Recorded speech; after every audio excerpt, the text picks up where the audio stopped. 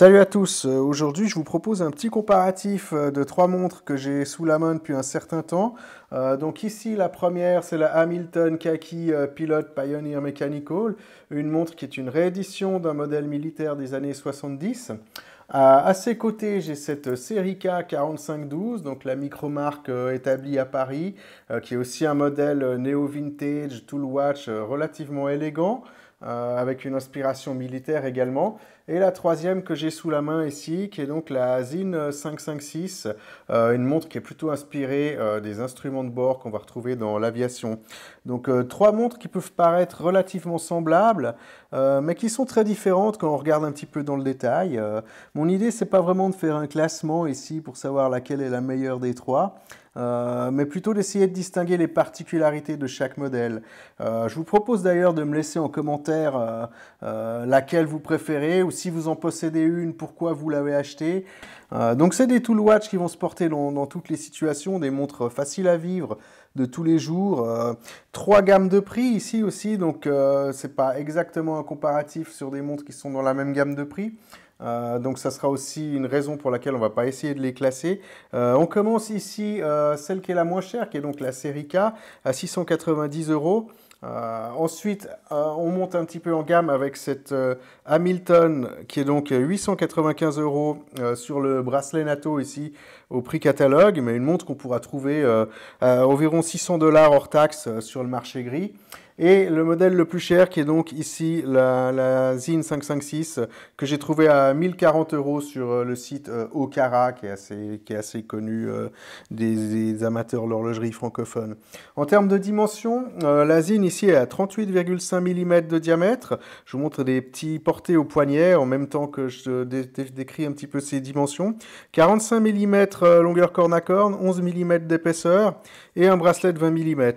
La Hamilton, quant à elle, c'est la plus petite des trois ici. Elle respecte les dimensions du modèle dont elle est issue, le modèle des années 70 qui faisait donc 36 mm de largeur et une longueur corne à corne de 42, 10 mm d'épaisseur et un bracelet de 18 mm. Pour finir, on a la Serica ici qui est à 37,7 mm avec une jolie présence au poignet ici. On a cette distance corne à corne de 46,3, 11,3 mm d'épaisseur et un bracelet de 20 mm. Parlons un petit peu des specs. Je vais commencer par la Zin ici. Donc en termes de mouvement, on a un mouvement automatique. C'est la seule des trois qui a un mouvement automatique, qui est donc le Sellita SW200-1 avec ses 26 rubis, 38 heures de réserve de marche, 28 800 vibrations par heure. On a une complication date, c'est aussi la seule qui est équipée d'une complication. Et elle est équipée d'un stop seconde et on peut encore noter qu'elle est étanche à 200 mètres. Elle est certifiée donc par des normes allemandes, les normes DIN. Ici, la norme pour l'étanchéité, c'est la DIN 8310. On peut noter encore ici qu'on a une couronne vissée. On a également un fond vissé ici qui est transparent, qui donne une jolie vue sur le mouvement. Verre saphir des deux côtés, avec un anti-reflet également des deux côtés, un verre saphir qui est plat. Elle est équipée aussi au niveau des aiguilles, des chiffres et des index de matériaux luminescents qui est du Super Luminova BGW9. J'ai pesé cette montre sur un bracelet NATO à 78 grammes. On peut encore noter deux particularités au niveau des specs qui sont intéressantes. C'est une résistance aux basses pressions et aussi un antimagnétisme qui est certifié aussi par une norme DIN qui est la norme 8309. Passons à la Hamilton à présent. Ici, on a un mouvement qui est purement mécanique, qui est le H50, la dénomination chez Hamilton, qui est donc une base d'un ETA 2801 avec 17 rubis. Donc comme les Powermatic 80 mais sans mouvement automatique, on a les 80 heures de réserve de marche. Le nombre de vibrations par heure a été diminué à 21 600. C'est une montre qui a aussi un stop seconde et qui est étanche à 100 mètres. Par contre, alors ici, on n'a pas de couronne vissée, on a une couronne push-pull.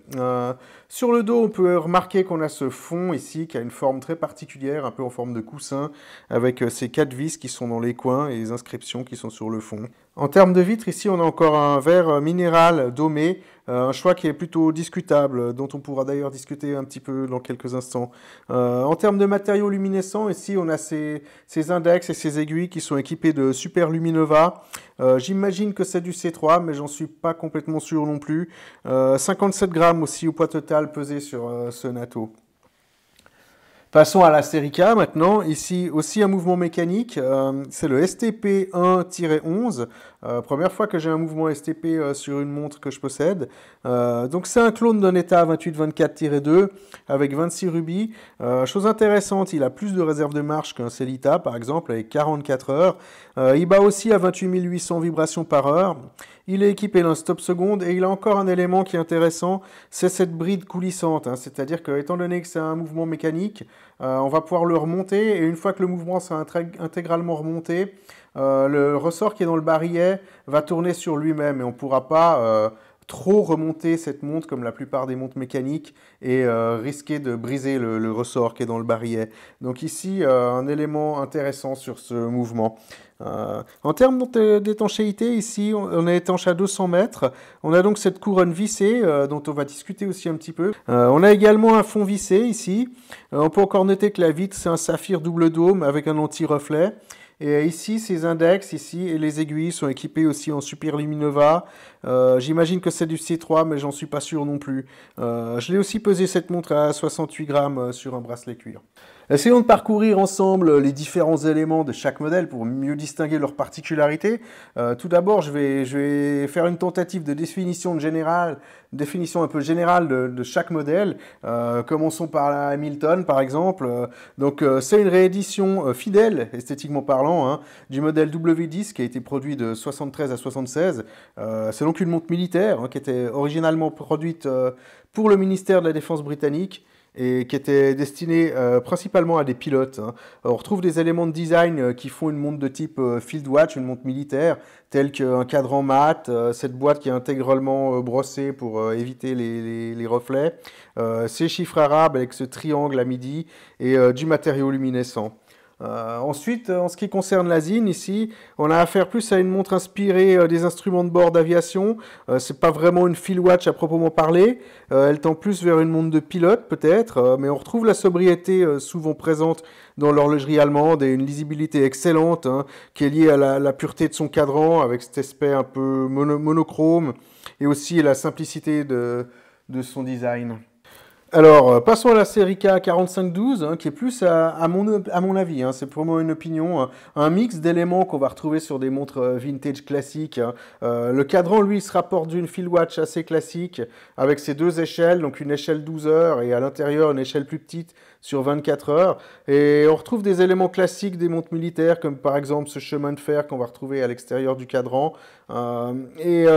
Aussi des jolies cornes ici qui me font un petit peu penser à des Rolex vintage, les Rolex avec des références à 4 chiffres par exemple, et les aiguilles ici, ces aiguilles de type Broad Arrow qui me font penser à par exemple des Omega Seamaster vintage. Donc un mix d'éléments assez sympathique et avec quand même une inspiration, l'inspiration qui se dégage, c'est tout le watch militaire, je dirais. Passons au cadran maintenant, essayer de les décrire aussi un petit peu. Alors si on regarde la ZIN en premier ici, on a ce cadran qui est noir mat, qui a vraiment quasiment aucun reflet. Les aiguilles, les index et les chiffres 3, 6, 9, 12 qui sont tous luminescents ici. On a un minimum d'inscriptions aussi sur ce cadran. On a ZIN sous le 12 heures et on a un Made in Germany qui est à 6 heures. On peut aussi noter ici cette date à 16h30 qui est intégrée d'une manière vraiment très très discrète et qui dérange absolument pas la pureté du design. Une date qui est aussi à plat, ainsi qui est horizontale comme les chiffres qui sont sur le cadran, donc un petit détail qui est aussi très agréable, et aussi une date qui est sur fond noir, donc qui perturbe absolument pas la pureté de ce cadran.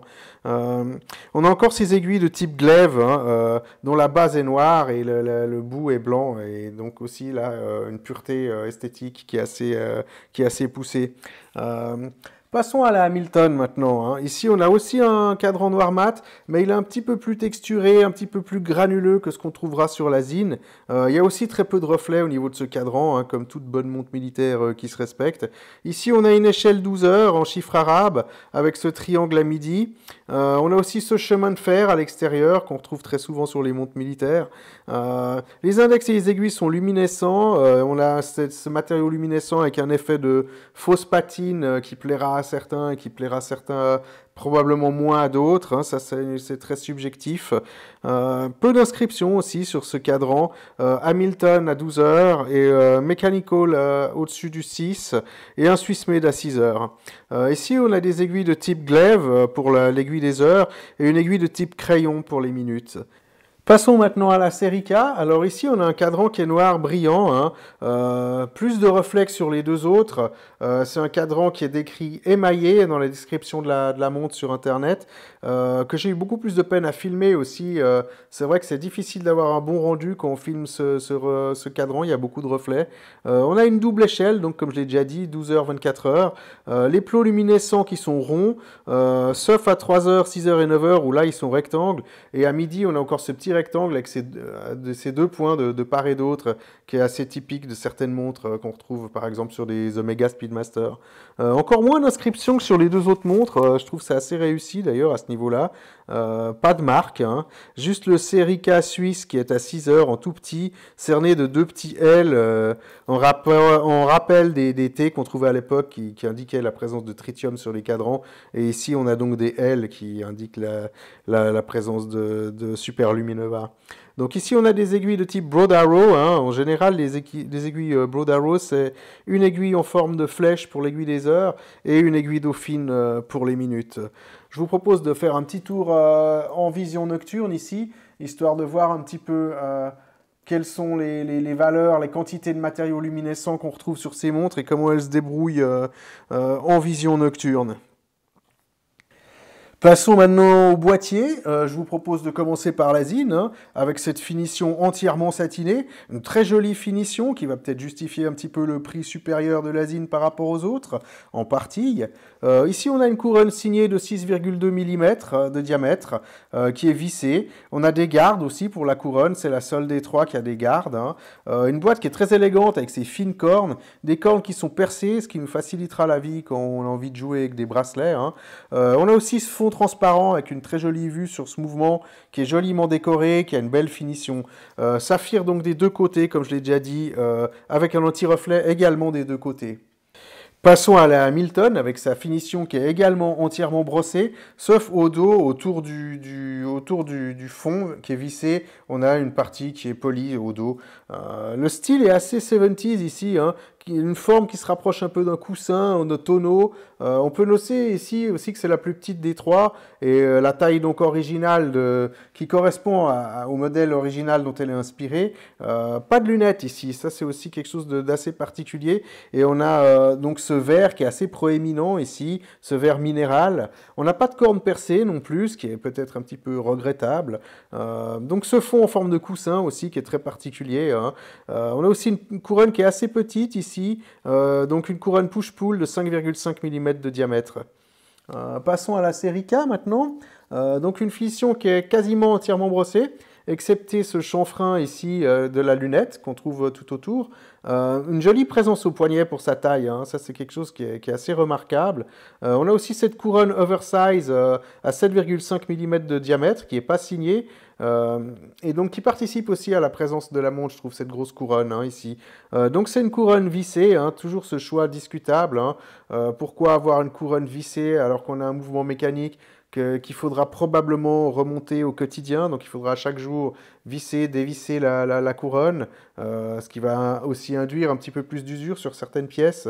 Donc voilà, moi c'est pas quelque chose qui me dérange, hein, étant donné que je porte rarement 2 ou 3 jours de suite la même montre, ça va pas vraiment me gêner, mais c'est vrai que si on porte la montre au quotidien, c'est peut-être un élément dont il faut tenir compte, hein. Donc il y a encore 2-3 éléments qui sont intéressants, comme ce brossage vertical qu'on trouve sur le haut de la lunette, hein. Aussi un brossage vertical sur les flancs ici.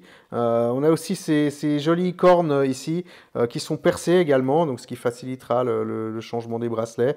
Et un fond vissé ici, et on peut encore noter sur le devant ce saphir double dôme avec un anti-reflet.